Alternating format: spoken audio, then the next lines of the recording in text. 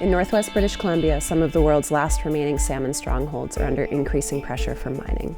More and more large-scale open-pit copper and gold mines are being proposed and permitted in the region's salmon watersheds. One, the Red Chris mine near Iskoot, BC, has been operating for 10 years.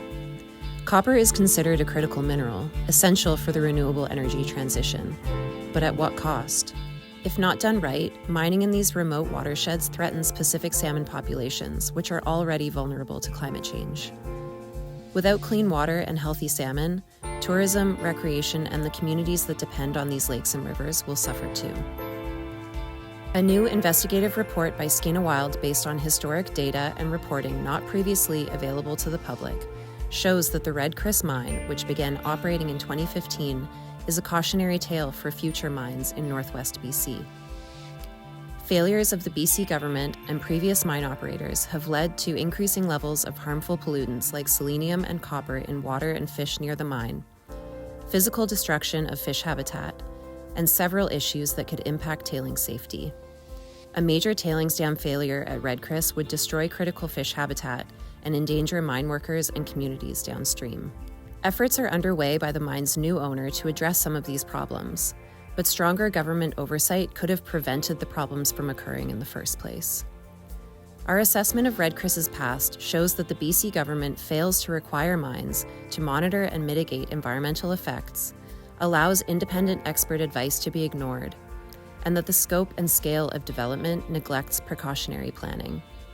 With many large-scale open-pit mines proposed in northwest BC, each carrying risks to salmon, communities, and downstream livelihoods that depend on wild salmon and healthy rivers, Red Chris offers an opportunity to reflect on how our province can improve regulations and monitoring. Development and conservation are not opposing forces. Stronger regulations and responsible precautionary planning can ensure that economic growth does not come at the expense of wild salmon, clean water, and public safety. BC urgently needs stronger safeguards that protect fish and aquatic habitats and improve monitoring and tailing safety.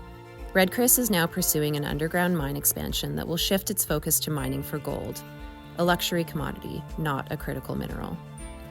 While underground mining has fewer impacts compared to open-pit methods, there are still unresolved environmental concerns at the site, and BC's plan to fast-track the expansion risks overlooking these important issues.